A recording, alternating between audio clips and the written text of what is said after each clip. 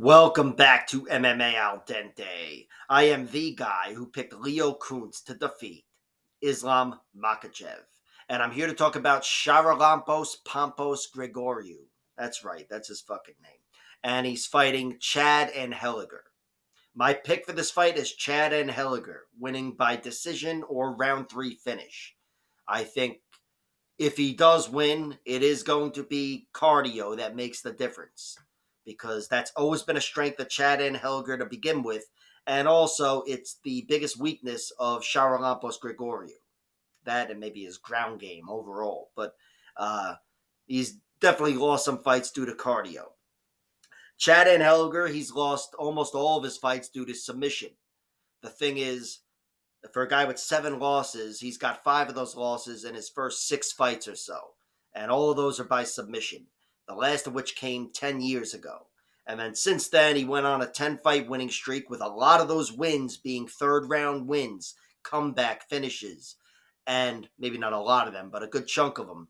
And after that, he lost 2 in a row in the UFC. Haile Alatang beat him by decision, and Jose Johnson got him out of there with a round 3 submission, the first time in over 10 years, but still, tough loss for Chad Anheliger.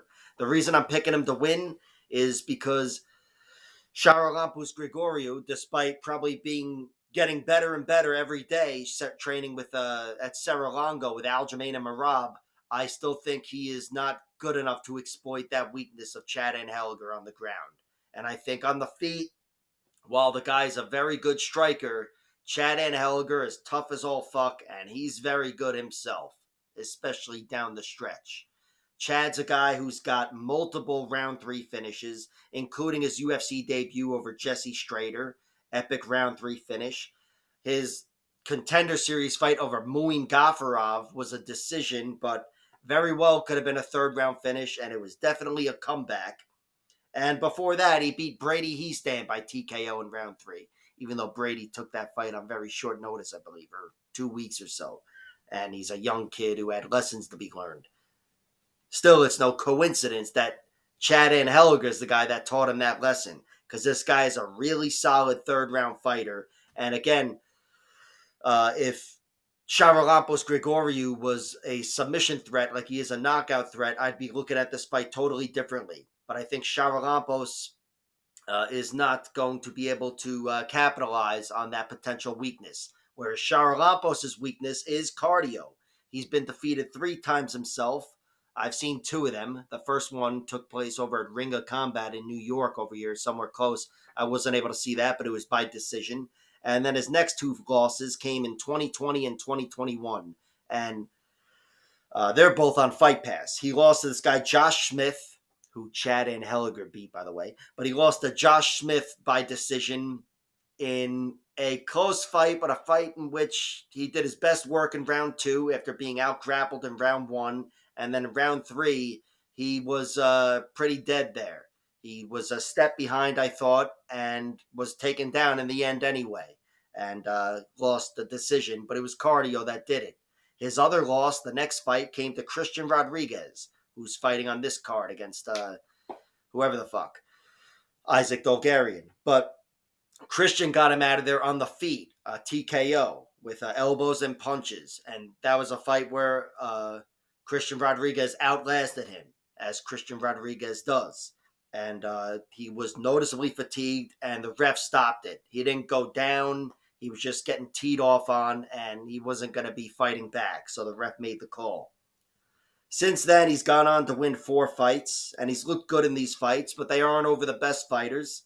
He got one guy out of there in round 5 with leg kicks, which is his second leg kick victory, actually. He chopped down some other guy inside a round early in his career. But that wasn't the best fighter, and he was very comfortable in it. He actually did mix in some grappling in that fight as well, too. So he looked good there, but again, that's a no-name fighter. And his last fight against Cameron Smotherman, he knocked him out in a minute on the Contender Series. And I think he was an underdog there, and he just blasted him and took him out.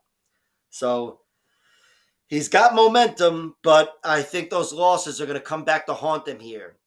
And Chad Anheliger, he's 37 years old, I believe, as opposed to 31-year-old Charalampos. I shouldn't be, hanging my hat on his cardio advantage, but it's my assessment, having seen the fights. And if Chad Anheliger loses this fight, especially if he gets finished and down the stretch like he did in his last one, I'll write him off. I'll stop blowing this guy.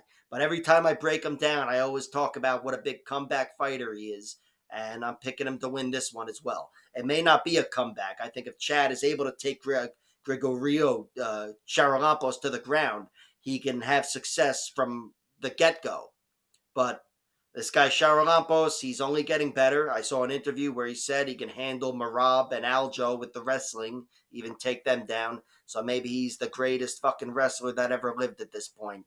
But I'm betting against it. I played Chad Anheliger when he was plus 170. Now he's plus 140. I still think there's value there. And of course, I'll wait to see the props because if he does win, it's this. He's definitely one of these guys where it's always worth throwing a sprinkle on round three finish. And unlike somebody like Sam Hughes or even Christian Rodriguez, who only has one third round finish, he's got multiple.